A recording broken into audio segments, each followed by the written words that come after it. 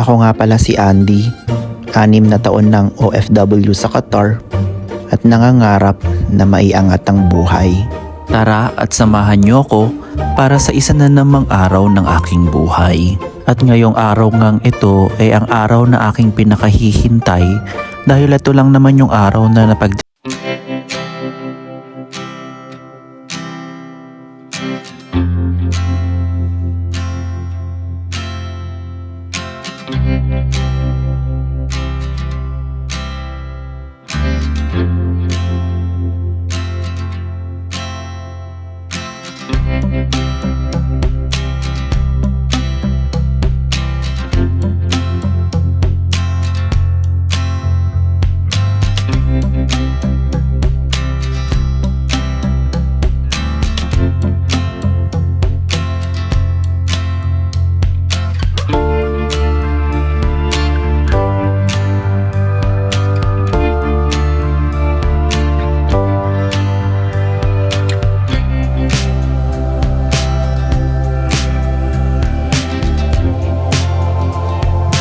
At hinahabol ko din kasi ang oras, kaya mamaya na lang siguro pagkatapos ako kakain. At habang ako'y nasa sasakyan, napagtanto kong Oktubre na nga pala mga tropa.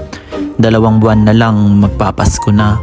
Eto na naman yung buwan na kaming mga OFW pinapangarap makauwi ng Pilipinas at makasama ang pamilya. Magmula kasi nung nang ibang bansa ako, hindi ko na na-experience makapag-celebrate ng Christmas kasama ang pamilya ko. Lagi kasing natataon na may trabaho ako at pag Pasko. Kaya sana mga tropa, ipanalangin nyo na susunod na Pasko, makauwi na rin ako at nang makasama ko ang pamilya ko. At eto na nga mga tropa ang tusok na sinasabi ko sa inyo. Magpapabakuna lang naman ako ng anti-flu vaccine. Magwi-winter na kasi dito ngayon sa Qatar at talamak na naman ang mga kaso ng trangkaso. Kaya para maging mataas ang resistensya ko kontra dito, kinakailangan kong magpabakuna.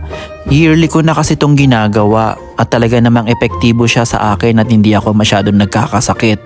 Alam nyo kasi kapag isa kang OFW, kinakailangan mong pangalagaan ang iyong kalusugan kasi oras na ikaw ay magkasakit, problema. Dahil apektado ang trabaho, apektado rin ang kita. At yung mag-isa ka lang, pag nagkasakit ka, sarili mo lang ang aasahan mo. Kaya sa mga kapwa ko OFW dyan, pangalagaan nyo ang inyong kalusugan. At nang matapos na nga ako sa appointment ko napagdesisyonan kong dumaan muna sa Bellagio.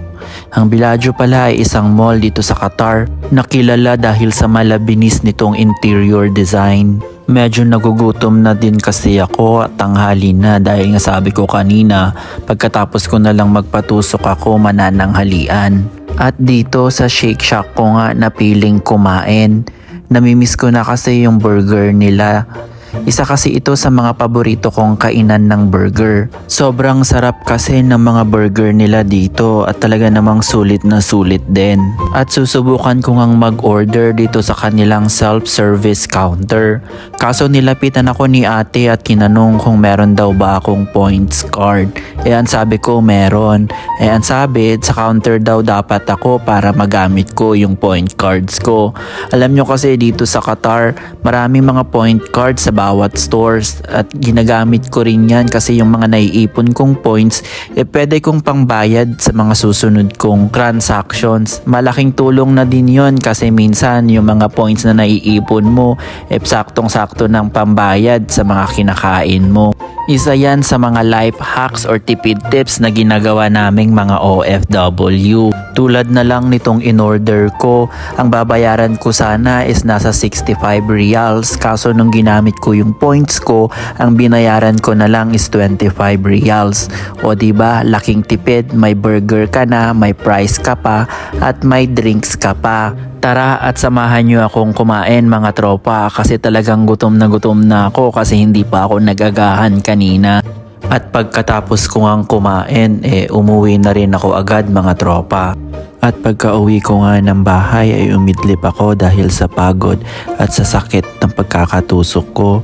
At gabi na nung magising ako, buti na lang nag-aya itong si Ate Rachel na kumain sa bahay niya dahil nagluto daw siya ng bulalo at ng chicken inasal. Kaya solve na naman ang hapunan namin ni Mayora. Kaya laking pasalamat ko na may mga mababait at mga matulungin akong kaibigan. At dito ko na nga tatapusin ang bidyong ito. Muli ako ang inyong tropang Andy na nagsasabing, kalusugan ay pakaingatan, sarili ay huwag pabayaan. And I thank you.